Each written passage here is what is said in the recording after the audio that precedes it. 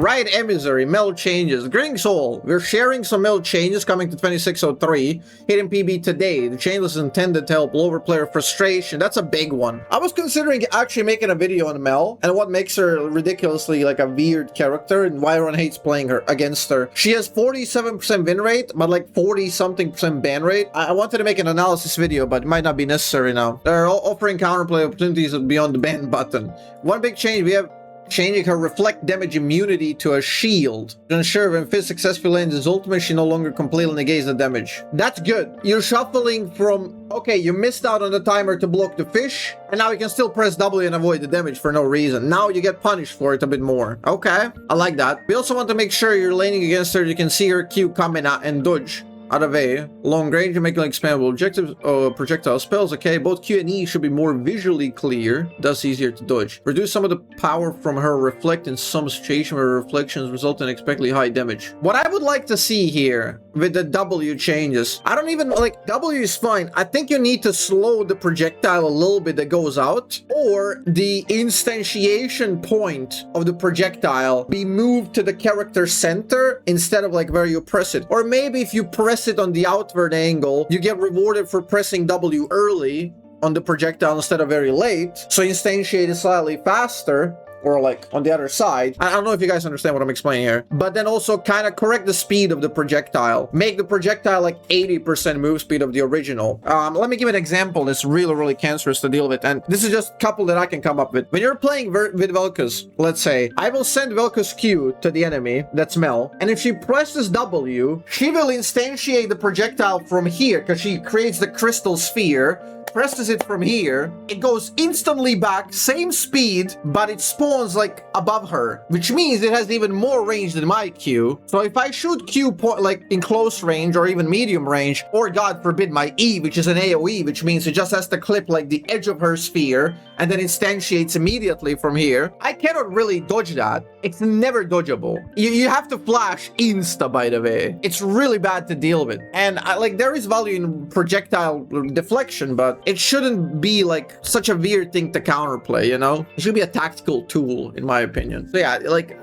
there's multiple solutions to that one, but one of them would be like you can leave the differentiation between how quickly you press it, like here, like how close projectile is to you, but then make the move speed of the projectile start at like 70%, and based on your AP go up until like 90, maybe even 100% at the end, right? But yeah, that would make things a lot better, in my opinion. Okay, they're more visually clear. While we believe the champion agency can yield frustrating interaction, we also believe there should be avenues for counterplay to balance it out. Frankly, we underestimate how frustrating the play against experience for Mel would be. Yeah, definitely. That's definitely true. And are aiming to improve that with this changeless. And for players looking to play Mel, we want her to be playable more consistently after ban phase, while making sure her core gameplay. Like, this is very tricky to deal with, because if you misplay this a little bit with the balance, she becomes useless. And she's like kicked into the trash can, because she's like this close to being useless. She's almost like just ruled out in almost any game right now. Okay, our goals with these changes are that more players feel that they can outplay Mel in ways that match their expectation, and Mel players can feel more skillful in their success as a result of that skill. Okay,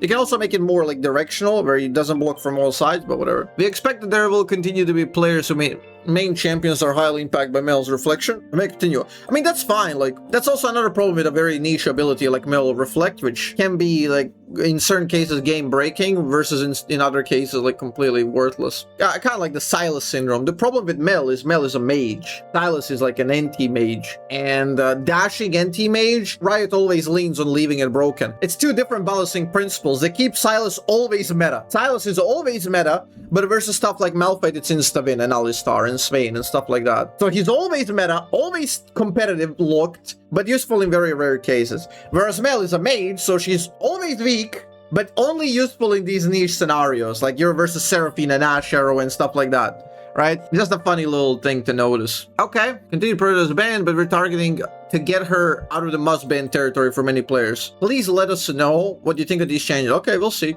Remove outlier stat reducing attack speed value. Remove outlier stat reducing attack speed value. What does that mean? Am I stupid? Buff attack speed ratio 0.4 to 0.625. Can somebody translate? Like, my brain is not processing this. My brain is literally not processing this, chat. People auto attack faster? I like attack speed ratio. Attack speed ratio with what? Her attack person usually asks, they're making it better. Okay, so that's like the TLDR. So she had like a specifically designed lower attack speed for her because of her passive value. Lower high reliability damage output. Nerf. Okay, so 8 to 50 plus 5, 8 to 25 plus 3%. Okay, so the passive is getting like ridiculously shattered here. You will almost never get like a basic attack execute anymore. This is a huge nerf, but let's see. Total per cast, 24 150 plus 15, 24 75.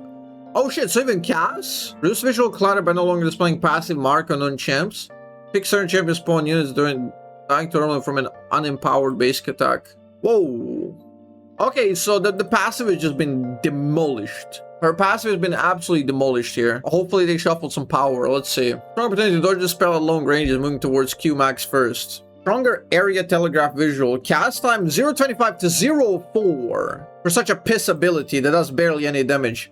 Now, do you know what's Katarina cast time, chat? 0 on the E. You know what's her animation time? 0.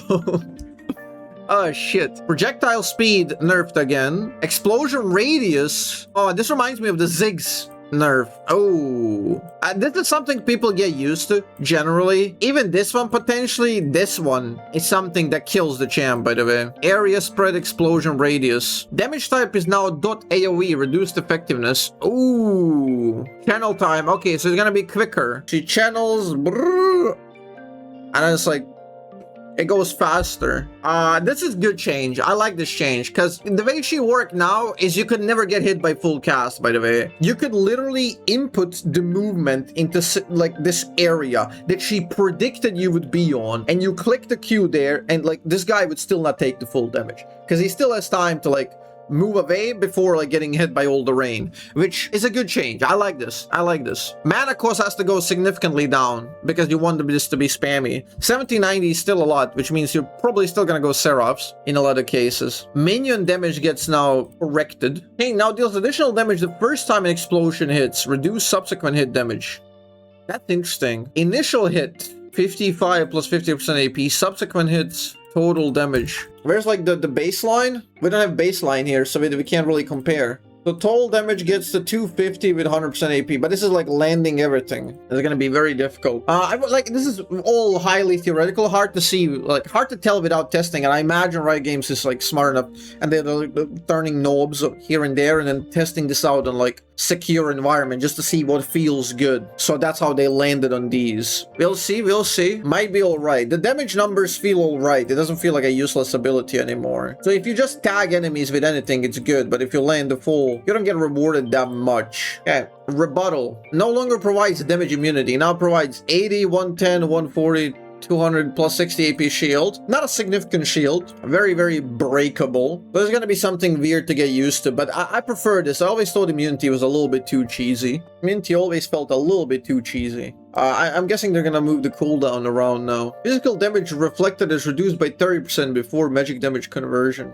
What? Physical damage reflected is reduced by 30% before magic damage conversion. Huh. That's weird. So she's like an anti-mage more so? Like if you block ZQ, that should be physical damage. So you do 30% less. Jhin bouncing grenade, Jhin fort shot, Caitlyn auto attack crit. All of those are gonna do less damage. Those were like the problematic ones, which would create these one-shot scenarios. Now destroys projectiles that target each unit in an area instead of reflecting them when those projectiles aren't targeting Mel. Rise E, Brand E, Katarina ult. So she's no longer going to be hard countering Katarina ult like that in Samira. Yunara Q. So the spreading factor. More move speed makes sense. Decaying move speed now lasts 1.5. This is like a revert of an older change. Okay. So more move speed, interesting. So in like a peak scenario, this can still be a better ability than before, right? Unless you fuck up, then you need the shield. So that's interesting to observe, because there will be a distinction between good and better players, which is something she sorely lacked It will be rewarding the mastery of the character way more. I like that. I think the changes will land and be underwhelming, but we'll see. Root missile radius lower. It was a little bit too big. End of travel a linger duration. This is a nerf, but like it will make it feel like a better ability. It will make it like feel more crisp. The linger was always annoying for me, like both as a mel player and playing against. Dot radius, cast range goes down, slower than VelKoz Q now. Projectile speed goes a bit up. Root is standardized on 1.5. This is all you need to know, which means you will not be maxing this ability. Buff damage, tiny bit of damage. Dot damage upgrade, also tiny bit. No longer visually pops at the end when descending terrain. Okay, so E max mel doesn't exist anymore. Even in the current version, people were maxing Q because the E was a little bit, it was already nerfed. They like deliberately wanted to move players away from it. So all in all, she's gonna be less gimmicky, higher skill ceiling, and the volatility of the character will increase. She will not be as reliable, but she also will have slightly higher potential.